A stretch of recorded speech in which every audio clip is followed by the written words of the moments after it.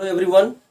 In last lecture, you have learned about rational number and how to find rational number between two numbers. You also know that there are infinite rational number between two rational number.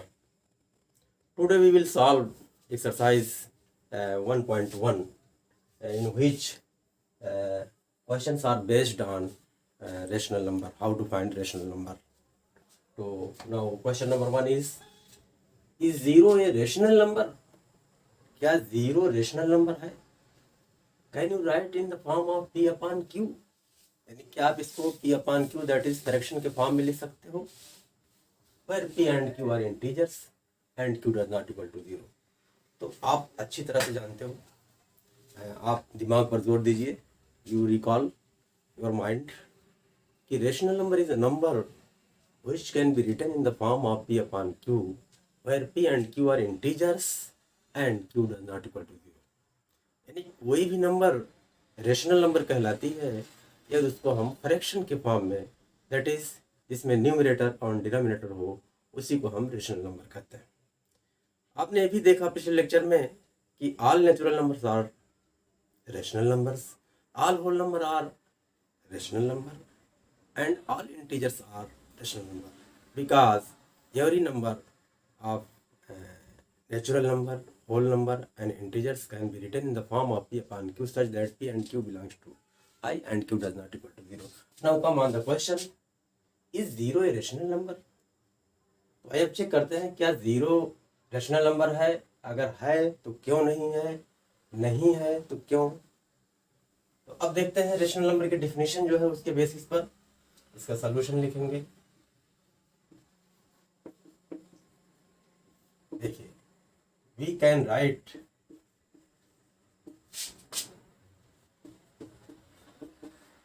Zero is equal to zero upon one. अब ये fraction हो गया, zero को हमने zero upon one लिख दिया तो ये फ्रैक्शन हो गया.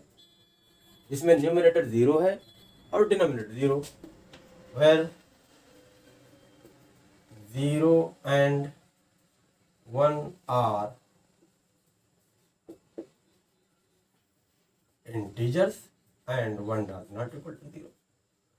तो इसको पी अपॉन क्यू के फॉर्म में हमने लिख लिया और क्यू जो है जीरो नहीं है. तो अब आप ही बताइए क्या है. तो डिफिनेशन जो हमारी रेशनल नंबर की है वो फुलफिल हो रही है, वो कंडीशन फुलफिल हो रही है. देयरफॉर जीरो इज क्या हुआ, zero is a rational number. Therefore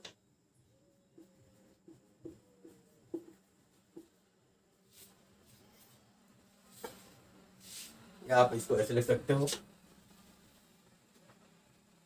since zero क्या लिखा ही है, कोई बात नहीं दोबारा लिखने का. Therefore zero is a rational number. Clear. चलिए क्वेश्चन नंबर 2 पे आते हैं. Find 6 rational numbers between 3 and 4. Question number 2 पे आते हैं.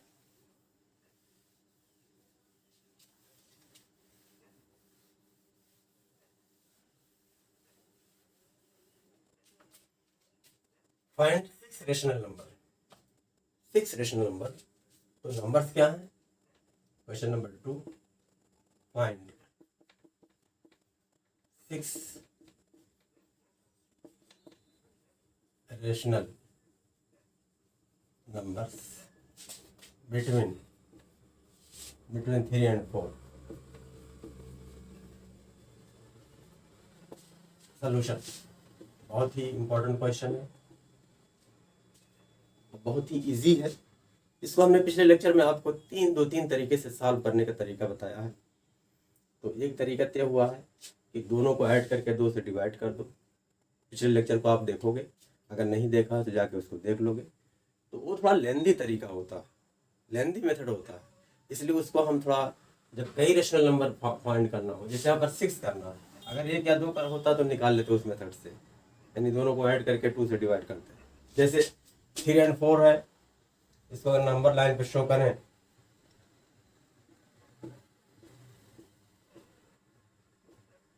0 1 2 3 4 5 -1 -2, 3 और 4 इसी के बीच फाइंड करना है।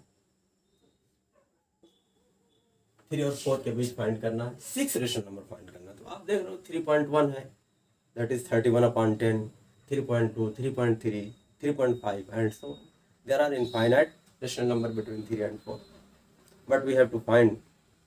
तो आइए देखते हैं जो इजीएस्ट मेथड है 6 फाइंड करना है। तो क्या करेंगे, we have to find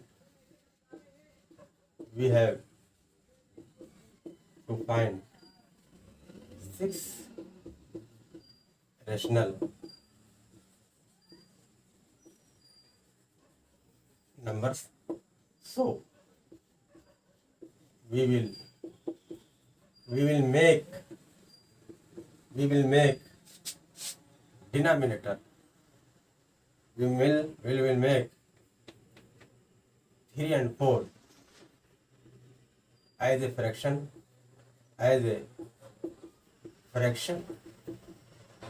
with denominator 6 find करना है। तो 6 में 1 जोड़ दो, ऐड कर दो, इक्वल टू 7। इसका मतलब क्या हुआ कि जितने रेशनल नंबर आपको फाइंड करने हैं उसमें एक ऐड कर दो, उसके बाद जिन नंबर के बीच में फाइंड करना है उसको फ्रैक्शन बना लो और जिसका डिनोमिनेटर इसके इक्वल आना चाहिए। अगर आपको 7 लाना होता तो 7 + 1 = 8 बनाना होता, 10 लाना होता तो 10 + 1 = 11 बनाना होता, 100 लाना होता तो 100 + 1 = 101 बना लेते। एक तरीका तो ये है, दूसरा तरीका बता रहा है। Therefore 3 = क्या लिखेंगे, 3/1। अब डिनोमिनेटर क्या करना है, 7 करना है, तो 7 से मल्टीप्लाई करेंगे, क्या होगा, 21/7 हो गया। चलिए दूसरा नंबर क्या, 4 and 4 = 4/1।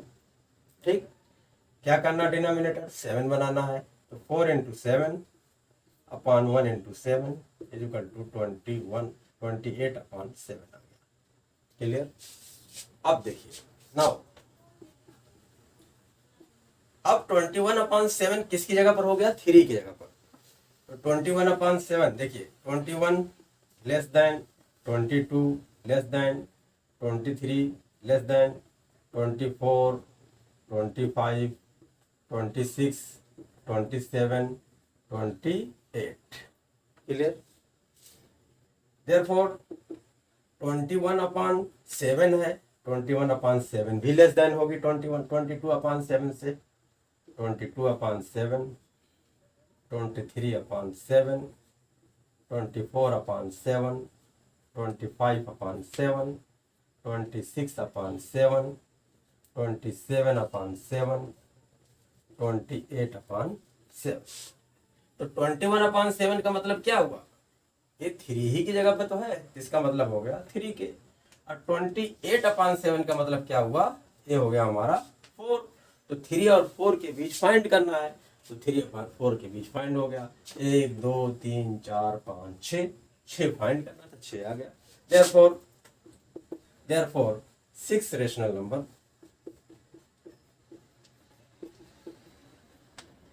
6 rational numbers between 3 and 4 equal to, ये लिखेंगे 22/7, 23/7, 24/7, 25/7, 26/7 एंड 27/7। एक तरीका तो ये हो गया। इसी को जो कि आप जानते हो कि 2 रेशनल नंबर के बीच में इनफाइनाइट रेशनल नंबर फाइंड लाई होते हैं, पढ़ते हैं, तो कोई जरूरी नहीं है कि अगर किसी बच्चे का आंसर ये आया हुआ है तो कोई जरूरी नहीं दूसरे बच्चे के भी आंसर यही आए। हर बच्चा का आंसर अलग अलग आ सकता है। जैसे इसी क्वेश्चन को हम ऐसे भी लगा सकते हैं, 3 को हम लिख सकते हैं, आप चाहो इसको नोट कर लो, उसके बाद फिर मैं इसी को दूसरे मेथड बताता हूँ। देखिए 3 को हमने लिखा 3/1, हमने कहा कि 6 फाइंड करना है तो 7 से मल्टीप्लाई कर दो। आप कोई जरूरी नहीं है 7 से मल्टीप्लाई करना, आप 10 से भी कर सकते हो, 20 से भी कर सकते हो। जैसे इसी क्वेश्चन में अगर हम 10 से मल्टीप्लाई कर दें तो 3 ये हो गया 30/10 हो गया। तो इसको भी 40/10 करेंगे। 10 से मल्टीप्लाई किया तो हो गया 40/10 हो गया। अब देखिए 30 और 40 के बीच में तो 10 जो है 9 31 7 8 9 फाइंड करेंगे। अब लिखेंगे 31 लेस देन 30 यहाँ पर आया है तो 30 लेस देन लिखेंगे now 30 less than 31 less than 32 33 34 35 36 37 38 39 40 1 2 3 4 5 6 7 8 9 यानी अब यहाँ पर 9 आ गए, लेकिन हमको लिखने कितने हैं 6 लिखने हैं। Therefore 30/10 less than 31/10 less than 32/10 less than 33/10 less than 34/10 35/10 36/10 37/10 38/10 39/10 40/10।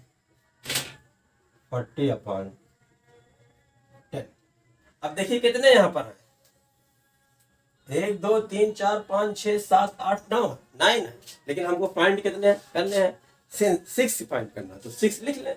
Therefore 6 rational numbers between किसका 3 and 4। 3 मीन्स ये तो 3 ही तो है, 10 3 the 30 और 10 4 the 40 हो गया, ये 4 है ये 3 है हमारा, इज इक्वल टू क्या हो गया 31/10 32/10 33/10 34/10 35/10 1 2 3 4 5 और 36/10। तो 6 फाइंड करना था। तो अब देखिए किसी बच्चे ने अगर ऐसे लगाया तो उसका आंसर ही आ जाएगा, तो ये भी आंसर सही है, वो भी आंसर सही है, because there are infinite rational number between any 2 rational number. Clear. आते हैं क्वेश्चन नंबर 3 पर। Find 5 rational number between 3/4 and 4/5। Question number हो गया हमारा 2 हो गया, उसके बाद 3 पे आते हैं। Find 5 rational number between 3/5 and 4/5 3/5 and 4/5। Clear. अब यहां पर we have to find 5 rational number. 5 rational number, तो 5 फाइंड करना है तो 5 में 1 ऐड कर देंगे, किसके बीच में 3/5 एंड 4/5। तो 5 ऐड 5 + 1 कर देंगे इक्वल टू 6 कर देंगे। क्या 6 कर देंगे, यानी उसका डिनोमिनेटर 6 कर देंगे। अब आप बताइए यहाँ पर तो ऑलरेडी डिनोमिनेटर है ये, क्योंकि ये जो है फ्रैक्शन के फॉर्म में लिखी हुई है नंबर 3/5 4/5 3/5 4/5 तो फ्रैक्शन है ही है जिसका डिनोमिनेटर 5 है।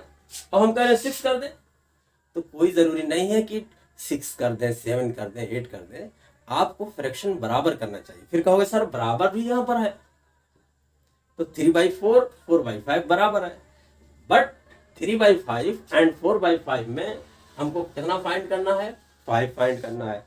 तो ये थोड़ा सा फ्रैक्शन को बड़ा बनाएंगे। जैसे अगर कर दें 30/50, तो ये भी हो जाएगा 40/50, ये हुआ।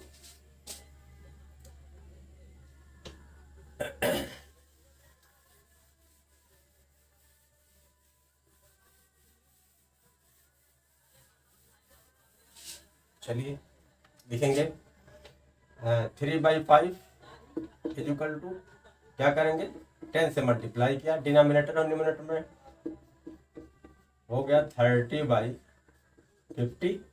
4/5 equal to 4 into 10/5 into 10 equal to 40/50।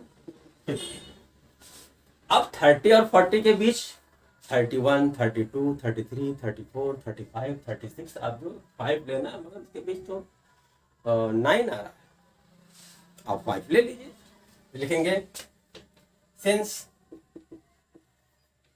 30 is less than 31, less than 32, less than 33, less than 34, 35, 36, 37, 38, 39, 40, ये नंबर लेस देन है। तो फ्रैक्शन अगर इसका डिनोमिनेटर 50 कर ले तो भी इसी ऑर्डर में लेस देन होगा। therefore 30/50, 30/50 less than 31/50, less than 32/50, less than 33/50, less than 34/50, 35/50, 36/50, 37/50, 38/50, 39/50 and 40/50। ठीक, कितने फाइंड करने हैं? 5, मगर हो कितने रहे हैं? 1 2 3 4 5 6 7 8 9 हो रहे हैं, तो 5 इसमें से हमने 30/5 का मतलब क्या हुआ? इसका मतलब हुआ 3/5, 3/5। और 40/50 का मतलब क्या हुआ? इसका मतलब हुआ 4/5, यानी 3/5 और 4/5 के बीच में इतने रेशनल नंबर हैं। तो therefore infinite number of rational number, but we have to take only 5 rational number. Therefore 5 rational number, 5 rational numbers between 3/5 and 4/5 equal to, अब इसमें से कोई भी ले लो आप 9 में से, 31/50, मगर ऑर्डर में ले लेते हैं, 32/50, 33/50, 34/50, 35/50, 1 2 3 4 5, लेस देन नहीं बल्कि कामा रहेगा। क्लियर? अब अगर कोई बच्चा डिनोमिनेटर 50 नहीं किया है, कुछ और बना दिया उसने, यानी जैसे 40 किसी ने कर दिया, तो इसका मतलब 8 से मल्टीप्लाई किया है, 24/40, और इसमें किसने मल्टीप्लाई किया है? 32/40 के, तो उसका आंसर कुछ और आ जाएगा। किसी ने जो है डिनोमिनेटर 100 बना लिया है, तो उसका आंसर कुछ और आएगा। तो सबका आंसर सही होगा, आप उसको कंफ्यूज मत होइएगा कि किसी बच्चे का कुछ आ रहा है या बुक में कोई आंसर और दिया हुआ है, किसी बुक में कुछ और दिया हुआ है, हर चीज सही, क्योंकि there are infinite number of rational number between any two rational number. Clear? आते हैं एक्सरसाइज का लास्ट क्वेश्चन, यानी question number 4। Question number 4,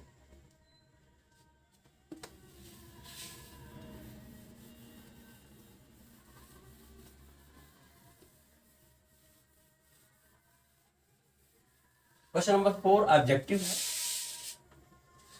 state whether the following statements are true और false, give reasons for your answers. पहला part है every natural number is a whole number.